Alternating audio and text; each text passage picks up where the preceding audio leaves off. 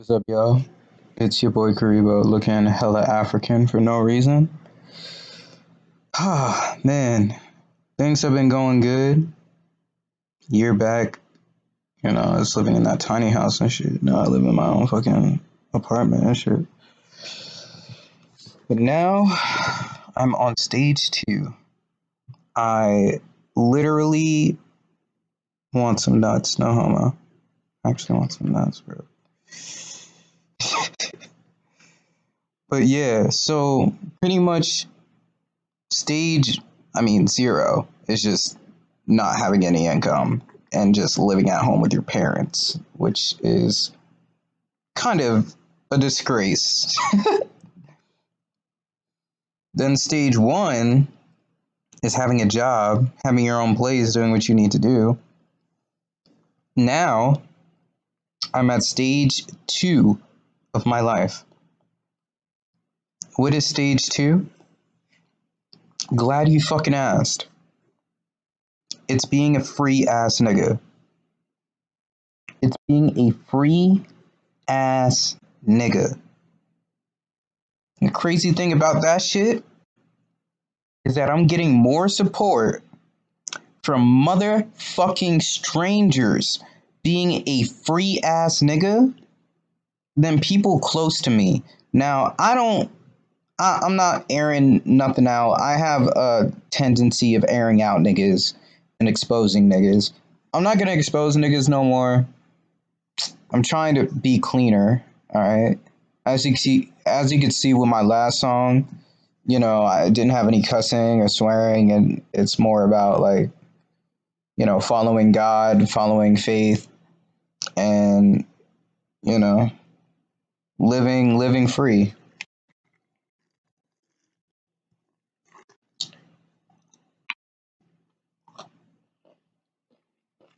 You know what I mean? That song is a lot more fire than I thought it would actually be, though. But yeah.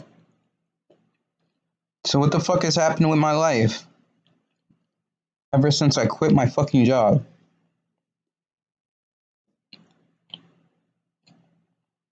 The motherfucking answer is everything. Everything has happened. Everything. Let me explain. Right now, I got two clients, two clientele. I just filmed a show today. I filmed a concert for a band today. And that was just the crazy thing is about that client though, bro, I literally messaged this homie on Facebook. I was like, yo, um, I'd be interested in doing videography for you. Dude, bro, it was 5 o'clock when I messaged that homie. At 6 o'clock, this homie said, yeah, man, come out to my show. I'm like, bro, what? I mean, yeah, technically that's cool, but bro, how am I supposed to prepare? How are you gonna just let me know an hour in advance? I don't even know who you are, but he let me know an hour in advance about his show. You know what I mean? And at first, a part of me was thinking, bro, this homie let me know this this stuff like way too late. You know what I mean? Imagine Imagine being booked for a gig like in like 25 minutes. Bro, in 25 minutes you got to prepare all your shit, get all your shit done. Imagine. That's what happened to me. But you know what? I decided to go to the gig anyway. I got there on time. I did what I needed to do. You know what I mean? And the guy who performed, he reminded me of my freaking. Yeah, I'm trying to be cleaner. He reminded me of my grandfather. Because my grandfather is a musician and he's around my grandfather's age. Yeah, He's around my grandfather's age. But I'm telling you, that performance that they had was absolute magic. Not even going cap about that. Absolute magic. But yeah. So what do you think happened? I went to the performance. I filmed it for free. Oh gosh, for free. Gross, right? Like, oh, you're being a business simp. But, I filmed it for free. And the thing is, I got opportunities that came from that. At that show, I got another homie who hit me up, who's like, yo, if you record my video, you know what I mean? I'll pay you. Then I had a motherfucking piano player from the band being like, yo, I got a band, do you do photography? You know what I mean? And I'm just like, I got a camera, I got some creativity, I got some lights, I got you. You know what I mean? It's like I need some photography done for my band and shit.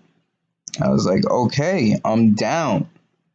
My thing is this: I'm down here doing videography, nigga.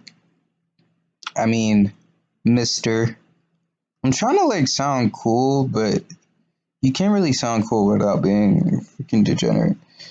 Uh, but yeah, I was like, yeah, homie. Um, I got you, bro. You know what I mean? Um, with the photography. You know what I mean? So right there, that's probably around $400, $500 right there. I have a music video shoot coming up with another artist. I'm telling you, every time this artist smiles, bro, dude be smiling like Kendrick Lamar, bro. I don't know where he gets that from, but he be smiling. I'm I'm trying to sound a little bit more sophisticated too. He smiles like Kendrick Lamar. It's funny. But yeah, he's more of a gangster rapper. You know what I mean? Then I got a label that hit me up, a rapper who hit me up, who made his own label. So we're gonna connect, do what we need to do there. You know what I mean? And yeah. So for this band in particular today, I did a good job filming the video. It cut out a few times and shit like that. But for the most part, I went through the editing process and I'm like, yeah, this is actually really good. You know what I mean? So that's good. You know what I mean? That's good. My thing was this: I had to improvise though because he told me so late. I'm like, bro, my gimbal is absolutely like dead right now. My gimbal is dead. My camera battery was working, which is good. I didn't even know if the camera battery was gonna work because plugging it in is so treacherous. You know what I mean? And the camera turned off a few times, and I was like, oh man, I'm messing up. Oh gosh, but I started editing it, and it started looking ill. Like it started looking ill with some jump cuts and stuff like that. Like it was actually looking more ill than it was before. So I was getting concerned too because, you know, it was getting late because they started late. It was getting super late. You know what I mean? And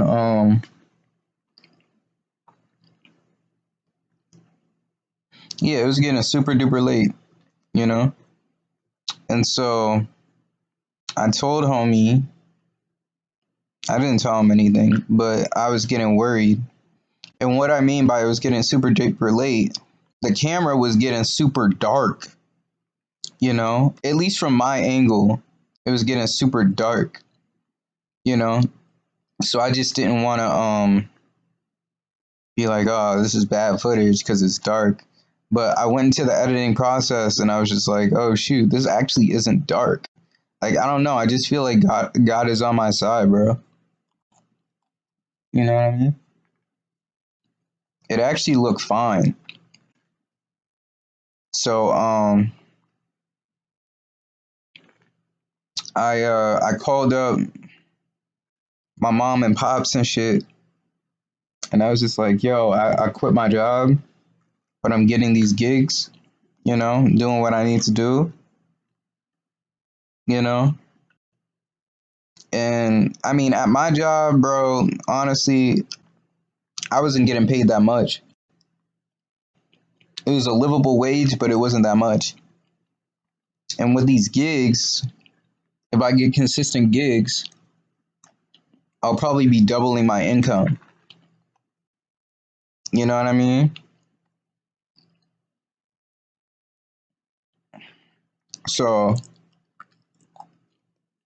that's the thing. The only thing is with the gig, though, bro, I'm telling you, my G, that was the most tiring ish because I had to hold instead of a gimbal, I used a tripod because I was just like my gimbal is dead and I need stabilization really bad. You know what I mean? If it's not stabilized, it's gonna look like crap. There we go. It's just turning into like a Key and Peele skit or something. But yeah, if the gimbal is not if it don't got no gimbal and if it don't got no stabilizer, it's just garbage. You know? Unless you're doing like a rap video, you could probably get some handheld shots. But bottom line is this, I went out, I did what I needed to do. I did a good job. I'm gonna send him my footage tomorrow, what I came up with. And I'm not gonna lie, my camera is a Blackmagic camera. So it's a beautiful camera. That camera is absolutely gorgeous. But that camera is, in all terms and purposes, keep it light, keep it respectful. That camera is a pain in the butt. There we go. I don't need to be cursing so much. You know, it's a pain in the butt. When you start reaching success, you start to understand how fake most people around you actually are. When you start getting to another level, when you start getting to another paradigm, you see how fake people actually could be. And I'm talking about just about every single person I know, almost every single person I know, you know what I mean? You know, they heard about my project and they saw the link to the project and they're like, "Oh yeah, this homie makes music." They saw the link to the project. They didn't keep it less degenerate. They didn't get the project. You know what I mean? But I'm handing out business cards and random people are buying the project. How is it that people from 10 years ago, who I know, people who I knew from birth, how is it that they're not buying my stuff? They're not supporting my stuff. and complete strangers are, you know? And then you go out and you tell these homies about your dreams, you tell these homies about your aspirations, and they want to put you black they want to put you back on the plantation. They want you back on the plantation. You know what I mean? Because it's scary in the forest. You know what I mean? They don't think that you could cut down some trees. They don't think that you could build your own house. You know? You know the metaphor? They don't believe that you could do it. You know, I have people out here calling me crazy. I have people out here calling me crazy. You know what I mean? Calling me crazy. But the people who bought my album didn't call me crazy. You know, the people who bought my album did not call me crazy. The people who want video gigs are not calling me crazy. You know? And my homies in my rap group,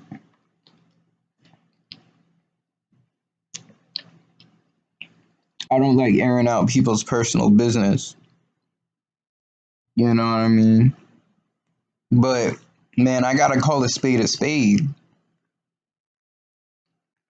Me and my rap homie, we're gonna meet up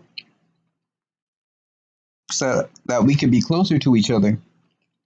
And what happened was one of my homies, one of my groups, bailed the fuck out.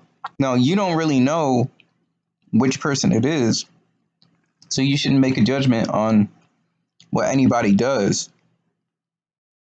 But this is what I mean. You know what I mean? Like, see, people are gonna understand you. Like, mad people are on level 1, but when you get to level 2, people just don't get it. When you get to level 2, people don't get it. They don't understand. They'll never understand you.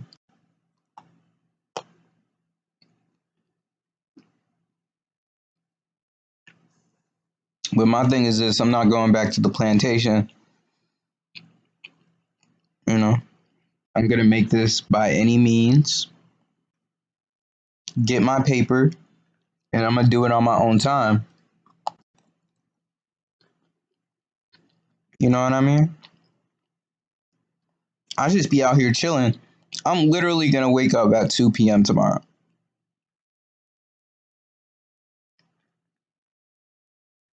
You know why? Because I believe in myself. You know, I cut off every single toxic person who I know. I don't even give them the time of day anymore. You know what I mean?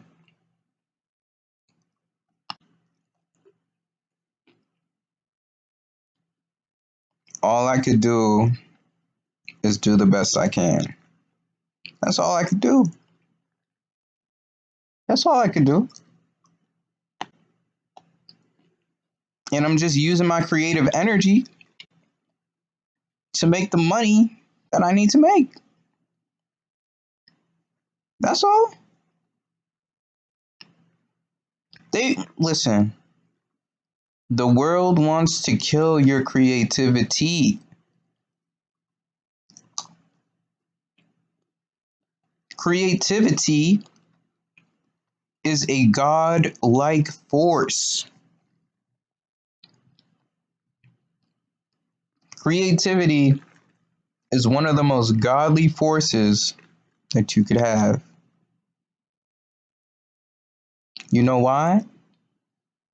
Because God is the creator.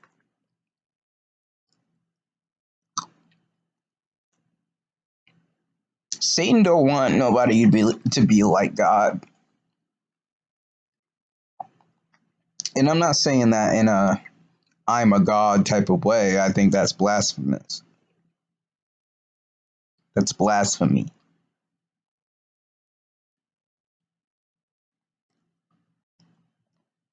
But I'm talking about you want to hold yourself to a certain standard. You know what I mean? A certain plethora of just like being what God wants you to be. I used to think for a long time that to make fire, I had to swear and cuss. I had to act degenerate.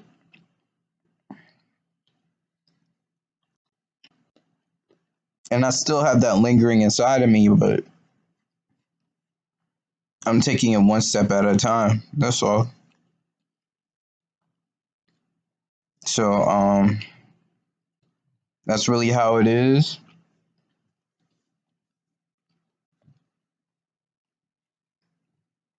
Because my thing is this: in the past, I wasn't a Christian. I was a Jesuit. That's all I was. I was talking down to so many people.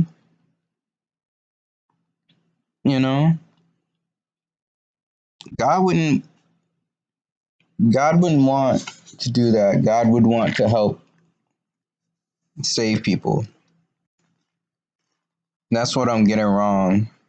I'm trying to bash people. I'm trying to talk down to people on some ignorant, egotistical ish that don't matter. Talking about all these chicks who want me, but those chicks do not matter. You know what I mean? All you need is one. Talking how I can reproduce when reproduction is the most basic concept a man could have.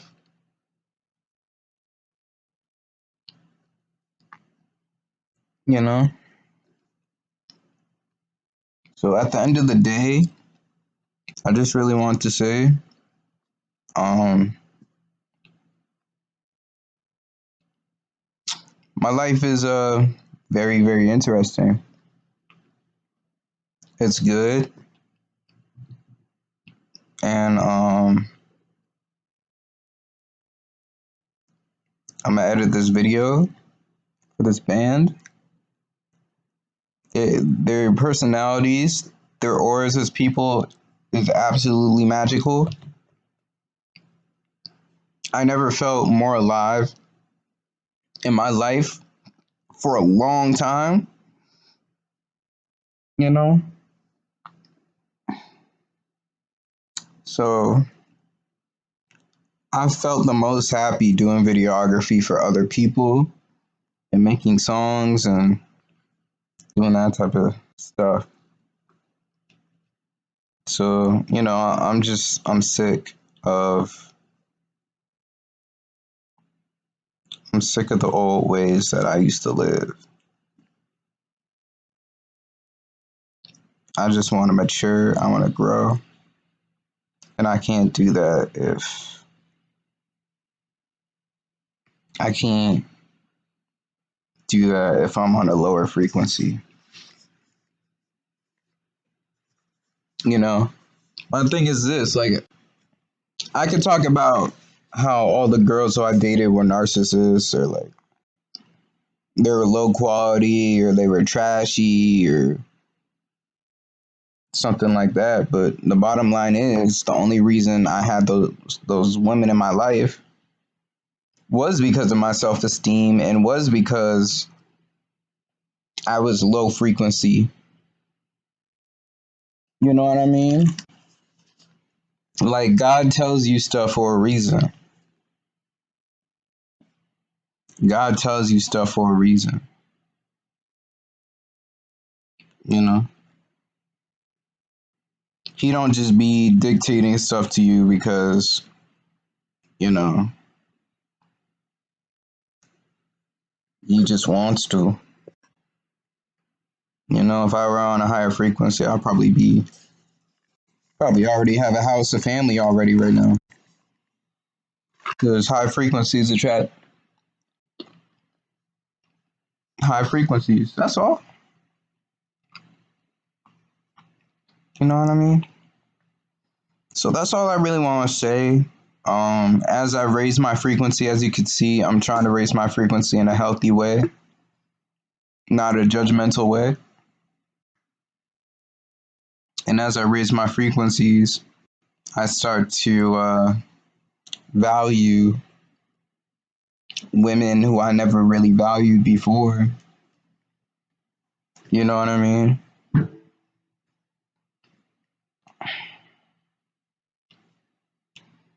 Like, when you smoke weed, you want a chick who smokes weed.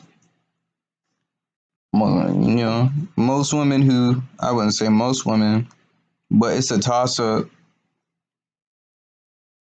in the means of integrity. If a girl's gonna be loyal to you, if she does low frequency shit. Excuse my French. But this ain't about girls, this is about me. This is me. This is about me having faith, following God, and doing what I need to do. Either way, stay blessed, stay up. Be your boy Karibo. And I love you. Peace.